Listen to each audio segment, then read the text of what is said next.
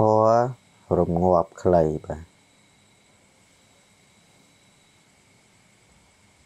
បាទចាប់ផ្ដើមអានសិនទៅចឹងទើបគ្រូប្រើអញរំងាប់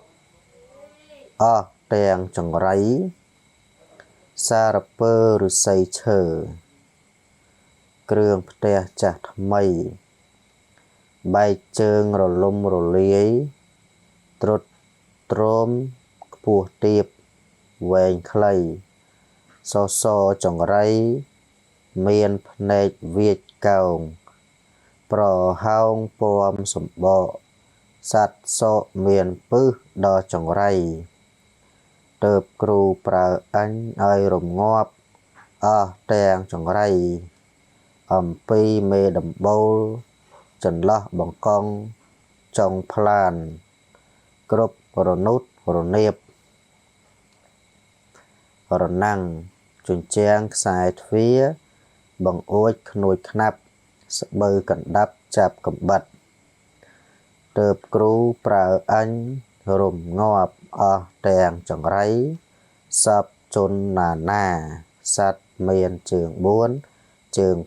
2គឺកុកខ្វែកទីទុយមៀមមុំញញីស្មាបាញញីនេះយើងចំណាំហើយញីយោស្មាបាស្កាសម្ពោចតូចឪឡចូលមកក្នុងស្រុករត់ចូលគ្រប់ច្រកលហកក្នុងភូមិនេះរងាប់ឲ្យអស់រងាប់ទាំងគ្រោះកំបត់ត្បូងត្រូវសាច់ពីងពងត្រូវលងពីងធ្លាយទើបគ្រូប្រើអញបាច់សាច់ប្រវាស់ប្រវែងបណ្ដោយទទឹងទើបគ្រូប្រើអញបាច់សាច់ពីមុខពីក្រោយឲ្យរលេះរលួយសពសត្រូវវិនាសសន្តិ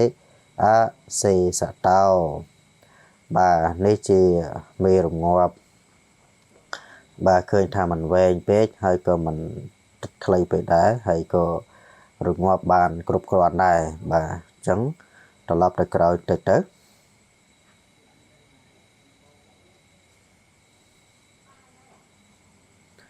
បាទហើយយើងសូត្រទៅវិញទើបគ្រូប្រើអញរងាប់អស់ទាំងចង្រៃសារពើឫស្សីឈើគ្រឿងផ្ទះចាស់ថ្មីបែកជើងរលំរលាយត្រុតត្រោមខ្ពស់ទាបវែងខ្លីសសរចង្រៃមានភ្នែកវាចកោងប្រហោងពំសម្បកសត្វសក់មានពឹសដល់ចង្រៃទើបគ្រូប្រើអញឲ្យរងាប់អស់ទាំងចង្រៃអំពីមេដំបូលចន្លោះបង្កង់ចុងផ្លានគ្រប់រនុតរនៀបរណាំងជញ្ចាំងខ្សែទ្វារបង្អួចខ្នួយខ្នាប់ស្បូវកណ្ដាប់ចាប់កំបិតទើបគ្រូប្រើអញរងាប់អស់ទាំងចង្រៃសពជនណាសត្វមានជើង4ជើង2គឺកុកខ្វែកទីទុយមៀមមុំ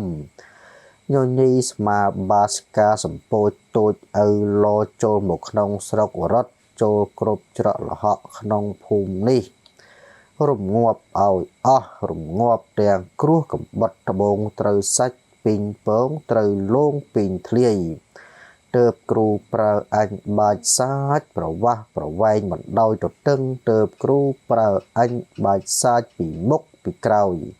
ឲ្យរលេះរលួយសពសត្រូវវិនិច្ឆ័យសន្តិអស៊ីសតោ